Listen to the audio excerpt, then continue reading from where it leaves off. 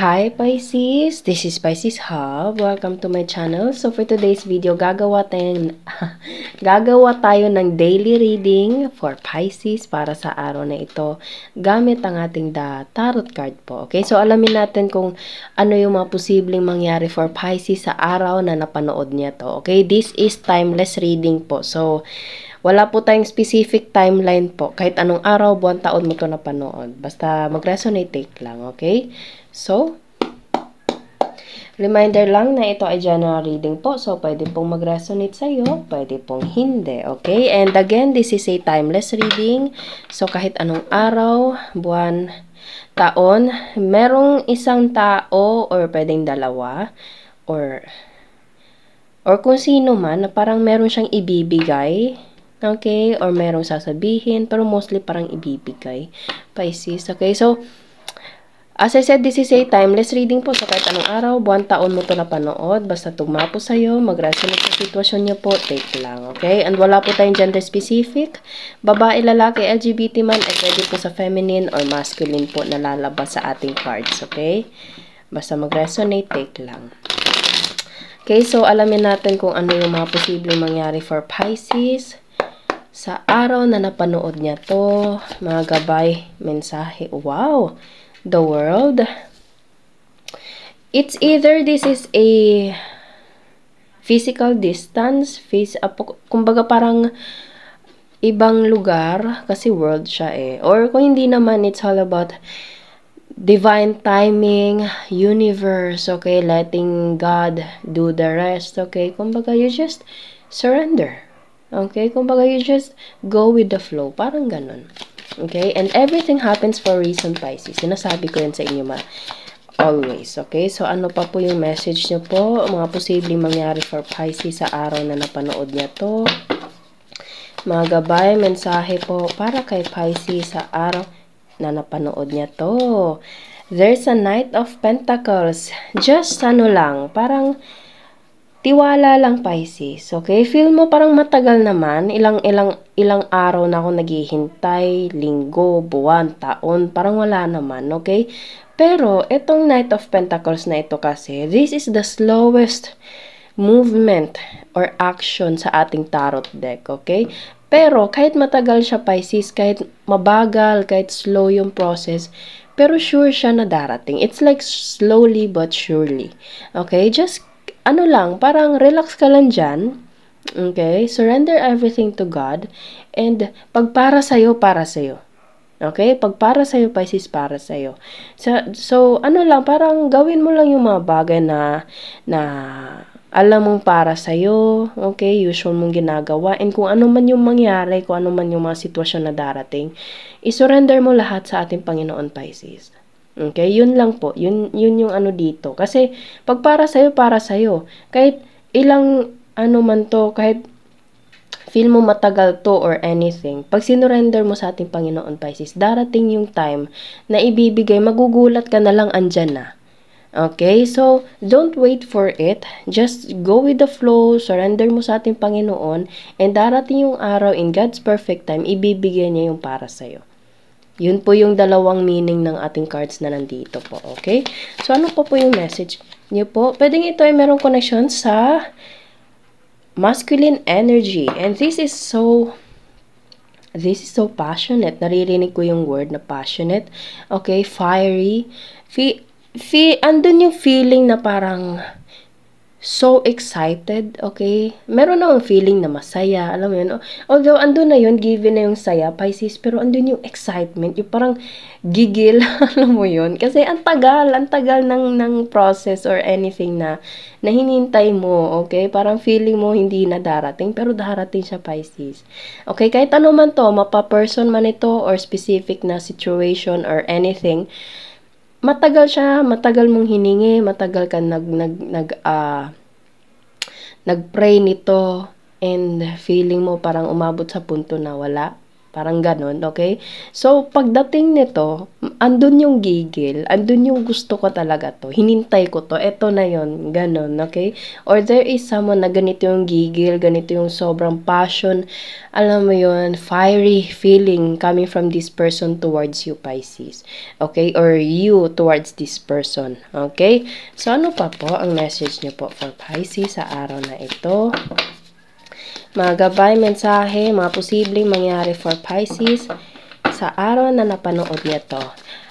Gusto kong gamitin yung The Keeper, the Fortune Telling card. Pilit akong, habang nagsha-shuffle ako ngayon, Pisces, pilit akong tinatawag ng ating isang The Keeper, the Fortune Telling card. Ito yon.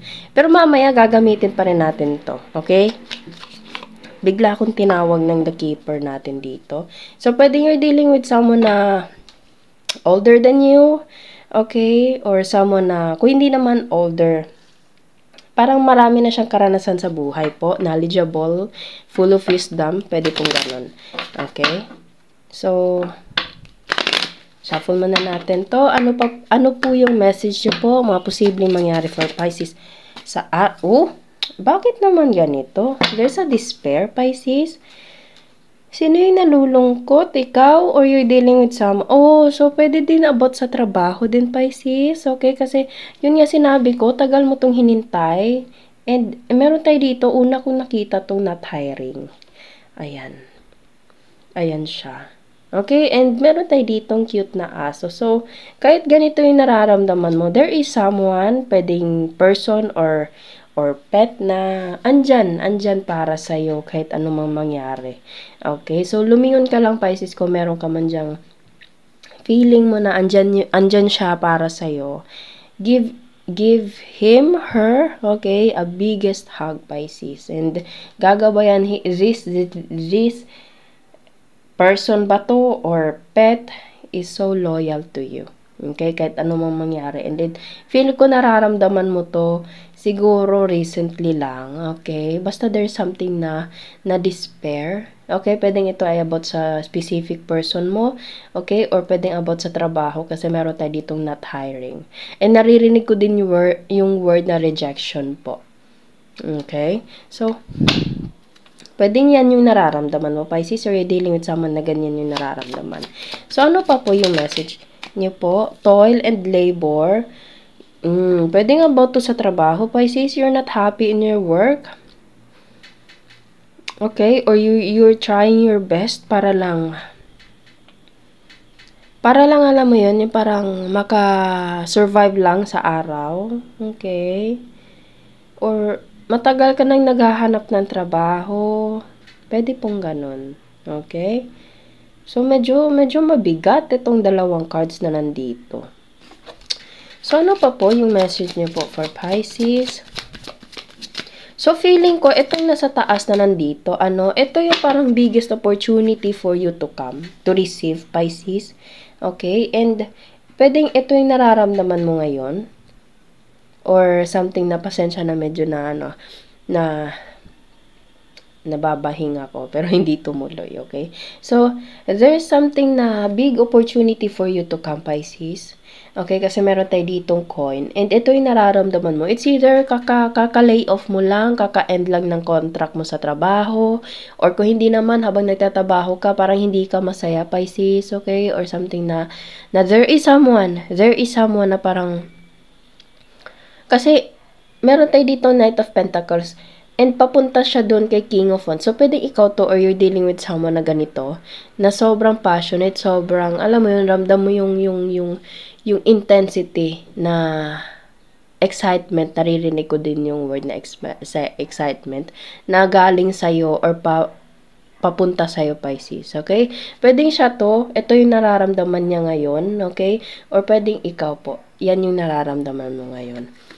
Okay, so, it's like trusting the process po. Kung hindi ka man masaya or dealing with someone na hindi naman masaya as of now, he, she, you are waiting for something, Pisces. And pwedeng ito ay nanggaling sa malayong lugar. Sinabi ko to kanina. And there's a privileged lady. So, Oh, meron tayo ditong sinabi ko kanina, there's a Knight of Pentacles. And yung Knight of Pentacles is nakaharap kay King of Wands. So, pwedeng ito nanggaling kay Privileged Lady Pisces. Pwedeng ikaw ay masculine na naghihintay ka feminine. Okay? Or pwedeng ikaw si feminine na naghihintay ka masculine po. Pero kahit anong man yan, pwedeng ito ay nanggaling sa malayong lugar, nasa ibang bansa, nasa ibang syudad, nasa ibang state.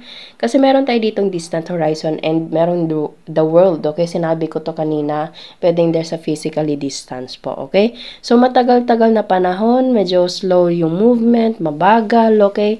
Pero hinintay mo to or hinintay niya to. Parang andun yung word na waiting for the right time. Okay, and pwedeng ikaw siya, nararamdaman niya yung parang rejection, Pisces, okay? Kasi ito yung nararamdaman niya, ito yung nararamdaman mo, okay? Na hindi masaya, pwedeng nagtatabaho ka na hindi masaya, pwedeng nagtatabaho siya na hindi masaya, and merong hinihintay, which is ito, si Knight of Pentacles. Medyo matagal lang, and bottom of the deck is gift, ito yun. Ayan, Pisces, oh. Ayan siya, yan, oh. So, it's either you or you're dealing with someone na naghihintay sa'yo, Pisces, or ikaw yung naghihintay sa specific na person na ito, or pwedeng sa trabaho, sinabi ko kanina, kaka-lay off mo lang, pwedeng there's a rejection, a lot of rejection in your life, okay? And there is someone na magbibigay sa'yo ng opportunity, tulong, which is ito yung gift na ito, na dala ng Knight of Pentacles papunta kung kanino man ito. Pwedeng galing kay King of Wands papunta kay Privileged Lady, or Privileged Lady papunta kay King of Wands. Pero kahit ano man yan, meron tayo ditong distant horizon coming from the world. So, malayong lugar to. Malayong lugar to, Pisces. Okay? So, nakabaliktad pala siya. Okay, so meron tayo dito. Ayan, lumabas na naman to siya, Pisces. Ayan. There is a communication. Sinabi ko kanina, before tayo nag-shuffle, kanina, Pisces, nakita natin tong si Six of Pentacles. And ngayon, lumabas siya. So, you just have to, wait for the right time, or, kumbaga, relax ka lang dyan, pag para sa'yo, darating din yan, okay? Or you're dealing with someone na there's a communication, nakikita nyo, itong 8 of Wands kasi, this card is communication card, okay? So, merong ibibigay, merong communication, ayan no, there's a 10 of Cups, it will make you feel so happy, or this person feels so happy towards na darating sa kanya, or pwedeng nanggaling sa'yo papunta sa kanya, or galing sa kanya papunta sa'yo, okay? Or whatever it is, there's something na darating na medyo matagal, pero darating siya via communication, and it will make you feel so happy, Pisces.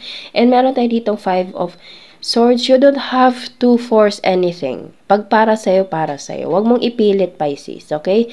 So, relax ka lang dyan. Huwag mong stressin yung sarili mo. Huwag kang mag-overthink kung ano man yung mga bagay-bagay na iniisip mo ngayon. Just surrender everything to God, Pisces. Surrender mo lang, okay? Darating din yan kung meron ka mang hinihintay. Pero pag, i-surrender mo, okay? Sabihin mo pag para sa'yo, ang Panginoon na ang bahala, Pisces. Okay, wag mong stressin yung sarili mo sa bagay na hindi mo kontrolado. Yun yung natin dito. Okay? So, shuffle muna natin to, and kuha tayo ng siguro mga 2 cards. Tapos, bottom of the deck na tayo. Saglit, ayusin ko muna to. Okay, so, may message pa po ba kayo kay Pisces po? Mga gabay niyo po, mga posibleng mangyari. Ano pa po yung message niyo po for Pisces sa araw na napanood niya to?